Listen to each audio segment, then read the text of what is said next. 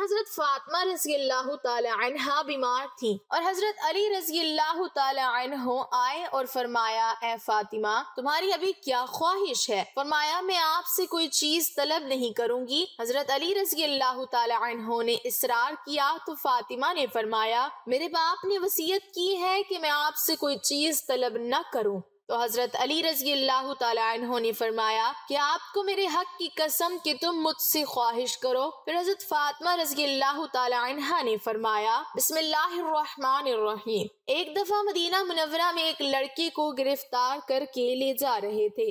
اس لڑکے نے حضرت علی رضی اللہ تعالی عنہ کو دور سے دیکھ کر پکارا اور کہا کہ اے علی ابن ابی طالب مجھے بچاؤ۔ حضرت علی رضی اللہ تعالی عنہ نے پوچھا کیا ہوا؟ تو وہ لڑکا کہنے لگا کہ اے علی رضی اللہ تعالی عنہ میں بے گناہ ہوں، مجھے بے گناہی کے باوجود قتل کی سزا دی گئی، مجھے بچاؤ میں بے گناہ ہوں۔ حضرت علی رضی اللہ تعالی عنہ نے پولیس کے آدمی سے پوچھا کہ کیا بات ہے؟ تو اس پولیس کے اس آدمی نے کہا کہ اے علی رضی اللہ تعالی عنہ آپ کو معلوم نہیں کہ اس لڑکے نے اپنے مالک کو قتل کیا ہے اور مالک کے قتل کے بدلے میں اس کو قتل کیا جا رہا ہے۔ حضرت علی رضی اللہ تعالی عنہ نے اس لڑکے سے پوچھا کہ بھائی تو نے مالک کو قتل کیا ہے؟ اس لڑکے نے کہا کہ ہاں میں نے مالک کو قتل کیا ہے۔ تو حضرت علی رضی اللہ تعالی عنہ نے فرمایا کہ پھر تو تیرا قتل اس قتل کے بدلے میں جائز ہے۔ تو اس لڑکے نے کہا کہ جائز نہیں ہے کیونکہ میرا مالک میرے ساتھ برائی کا ارادہ کرتا تھا، میری عزت پر وہ حملہ کرنا چاہتا تھا تو میں نے اپنی عزت کو بچانے کے لیے اس کو قتل کیا ہے۔ اور حضور صلی اللہ علیہ وسلم کا حکم ہے کہ جو آدمی عزت کو بچانے کے لیے کسی کو قتل کر دے تو اس کے بدلے میں اس کو قتل نہیں کیا جاتا۔ سپاہی سے پوچھا واقعی؟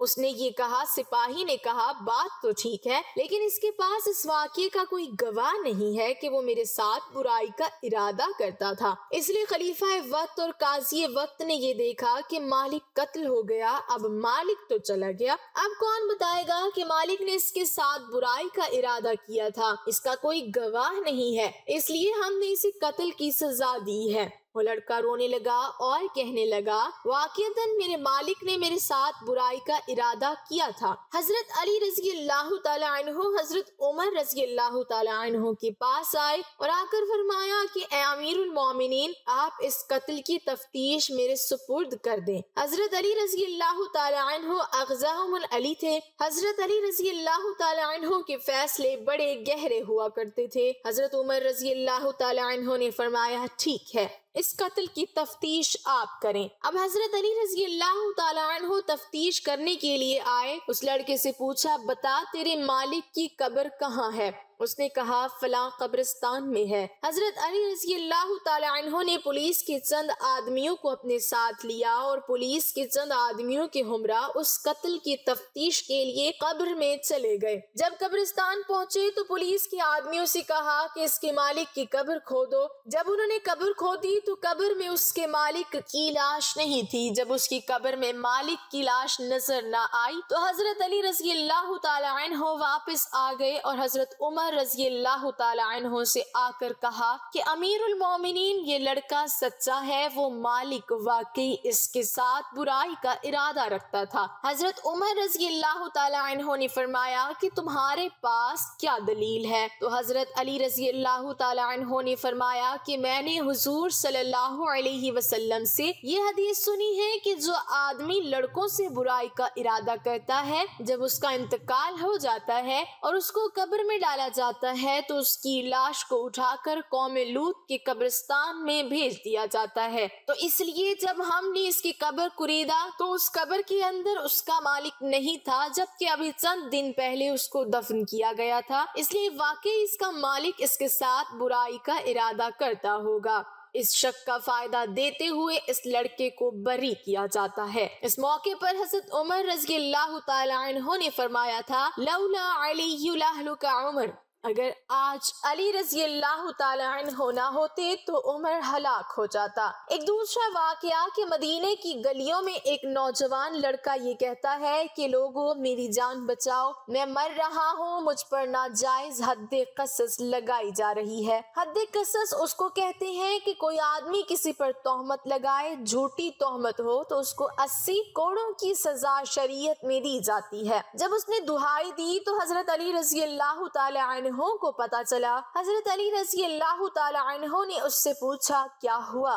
وہ لڑکا کہنے لگا کہ جو عورت سامنے آ رہی ہے یہ عورت میری ماں ہے، میں اس کو ماں کہتا ہوں، اور یہ کہتی ہے تو میرا بیٹا نہیں، اس لیے مجھ پر قصص کی حد لگائی جا رہی ہے جبکہ میں اس عورت کا لڑکا ہوں۔ حضرت علی رضی اللہ تعالی عنہ نے اس عورت سے پوچھا کہ بتاؤ واقعی یہ تیرا لڑکا ہے؟ اس عورت نے کہا کہ میں تو اس کو جانتی ہی نہیں ہوں، میں نے اس کو کبھی دیکھا نہیں۔ اب بات سنگین ہو گئی اور لڑکے نے اونچی اونچی آواز کے ساتھ رونا شروع کر دیا اور کہنے لگا کہ میں قسم کھا کر کہتا ہوں کہ یہ عورت میری ماں ہے، اور عورت کہتی ہے کہ میں نے اس کو دیکھا تک نہیں ہے۔ بات بڑی عجیب ہے۔ اس عورت کے بھائی اس کے ساتھ ہیں، اور تہمت کیا تھی کہ جب ایک پاک باز عورت پر کوئی یہ الزام لگائے کہ فلاں لڑکا فلاں عورت کا بیٹا ہے اور اس عورت کا ابھی تک نکاح نہ ہوا ہو تو گویا کہ اس نے اس عورت پر تہمت لگا دی کہ یہ کسی آدمی کے ساتھ اس کا تعلق ہوا ہے۔ اب عورت کہتی ہے کہ آج تک میں نے شادی نہیں کی، اس کے بھائی کہتے ہیں کہ کوئی مرد آیا نہیں، اور یہ لڑکا کہتا ہے کہ میں اس کا بیٹا ہوں تو اس نے ہماری کنواری بہن پر تہمت لگائی ہے، اس لیے ہم نے اسے 80 کوڑوں کی سزا کے لیے مقدمہ دائر کیا ہے۔ اور امیر المومنین حضرت عمر رضی اللہ تعالی عنہ کی عدالت نے اس کو 80 کوڑوں کی سزا دی ہے۔ اب حضرت علی رضی اللہ تعالی عنہ نے حضرت عمر رضی اللہ تعالی عنہ کے پاس آ کر کہا اے امیر المومنین، اس حد کی تفتیش میرے سپرد کر دی جائے۔ حضرت عمر رضی اللہ تعالی عنہ نے فرمایا ٹھیک ہے۔ حضرت علی رضی اللہ تعالی عنہ اس کی تفتیش کرنے لگے۔ مسجد کے باہر لوگ بیٹھ گئے، وہ عورت بھی بیٹھ گئی اور وہ لڑکا بھی بیٹھ گیا۔ حضرت علی رضی اللہ تعالی عنہ نے اس لڑکے سے کہا کہ جو فیصلہ میں کروں گا تجھے منظور ہے؟ اس نے کہا بالکل منظور ہے۔ تو پھر حضرت علی رضی اللہ تعالی عنہ نے فرمایا لکھ دے۔ اس نے لکھ دیا۔ اب حضرت علی رضی اللہ تعالی عنہ نے اس عورت سے کہا کہ جو فیصلہ میں کروں وہ تجھے بھی منظور ہے؟ اس نے کہا منظور ہے۔ حضرت علی رضی اللہ تعالی عنہ نے فرمایا تو بھی لکھ دے۔ دونوں نے لکھ دیا۔ اب حضرت علی رضی اللہ تعالی عنہ کا فیصلہ دیکھو۔ حضرت علی رضی اللہ تعالی عنہ نے لڑکے سے کہا کہ واقعی یہ تیری ماں ہے؟ اس لڑکے نے کہا ہاں۔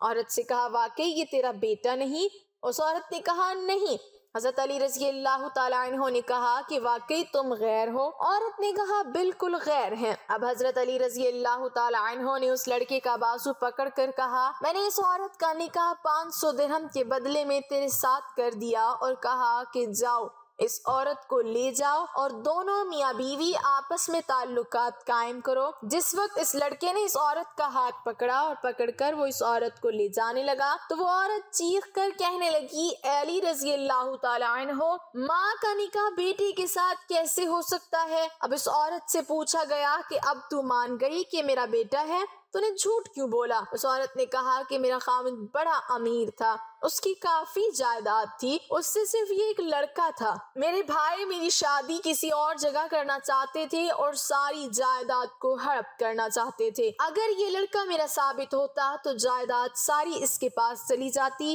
جائیداد کو ہڑپ کرنے کے لیے ہم نے یہ ڈرامہ رچایا۔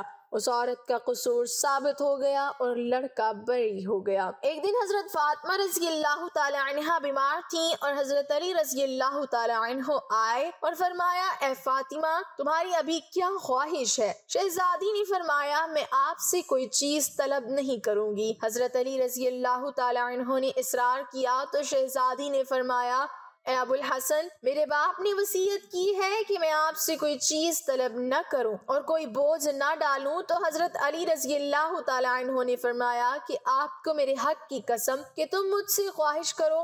شہزادی نے فرمایا کہ اب جب آپ نے مجھے قسم دی ہے تو اگر کہیں سے انار مل جائے تو میرے لیے لے آئیے گا۔ بس حضرت علی رضی اللہ تعالیٰ عنہ انار کی تلاش میں نکل گئے۔ حضرت علی رضی اللہ تعالیٰ عنہ سے لوگوں نے کہا کہ انار کا موسم گزر گیا ہے، لیکن کچھ دن پہلے شمون یہودی کے پاس کچھ انار تھے۔ حضرت علی رضی اللہ تعالیٰ عنہ اس کے گھر کی طرف گئے اور دق الباب کیا۔